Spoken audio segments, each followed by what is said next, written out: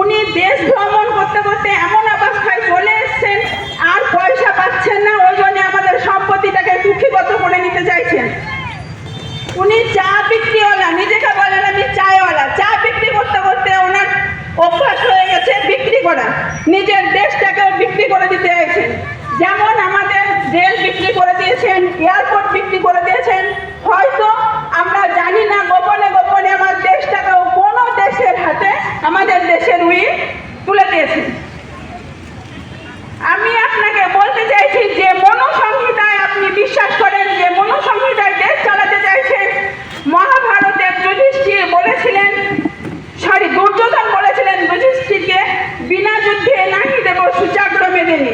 আপনি তাহলে কি করে ভাবলেন আমরা আমাদের সম্পত্তি বিনা যুদ্ধে আপনার হাতে তুলে দেবো? এটা কখনোই হতে পারে না। আমরা কিছুতেই আমাদের সম্পত্তির অধিকার ছাড়বো না। ইন্ডিয়া সারা বিশ্বের সামনে ডিজিটাল ইন্ডিয়া হিসেবে পেশ করা হচ্ছে। কি করে ডিজিটাল ইন্ডিয়া হিসেবে পেশ হবে? যেখানে একটা নদী ভাঙন প্রতিরোধ হয় না, যেখানে সমুদ্রের তলায় বড় বড় রিসর্ট তৈরি করা হচ্ছে, সমুদ্রের তলা দিয়ে ট্রেন যাচ্ছে, মাটির তলা দিয়ে ট্রেন যাচ্ছে, যেখানে আকাশে বিমান চলছে, নিচে বসে পুরো টাইট দিলে পরে সেখানে টাইট হয়ে আছে, তাহলে কেন একটা নদীর ভাঙন প্রতিরোধ হবে না? এটা খুব সহজেই সম্ভব। আমাদের রাজ্যের যিনি মুখ্যমন্ত্রী, ওনার একটা কথা শুনে হাসি পায়। সেটা হচ্ছে, উনি বলেছেন এই লোকগুলোকে নদীর ধারে ঘর তৈরি করতে কে বলেছিল? নদী ভাঙন হবে হলে কি মানুষ নদীর ধারে ঘর বাঁধবে না? তাহলে তো প্লেন চালানো বন্ধ করে দিতে হয়, প্লেন ক্র্যাশে অনেক লোক মারা যায়। উনি কে বলবেন প্লেনে চাপার দরকার কি? ট্রেন অ্যাক্সিডেন্ট হচ্ছে অহরহ, আমরা সোশ্যাল মিডিয়ায় দেখছি, পেপারে দেখছি যে ট্রেনে অ্যাক্সিডেন্ট হচ্ছে। তাহলে কি ট্রেনে আর মানুষ চাপবে না?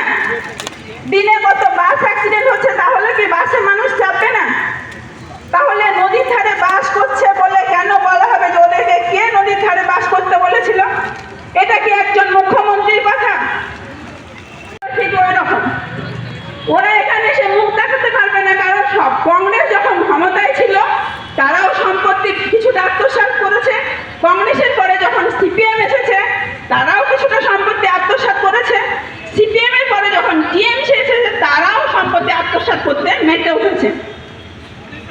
তাহলে তারা এখানে মুখ দেখাবে কি করে? তারা রূপ নেবে। প্রধানমন্ত্রী যেমন ভাবে বলেছিলেন, এ তো সির্ফ 10 বছর তিনি যা করেছেন ভারতবর্ষের বুকে, এ তো সির্ফ ট্রেলার হে, পিকচার আভি বাকি। আমি এখানে দাঁড়িয়ে এটিপিআই সভানেত্রী হিসেবে বলছি, এ তো সির্ফ ট্রেলার হে, পিকচার আভি বাকি। এটিপিআই জিন্দাবাদ।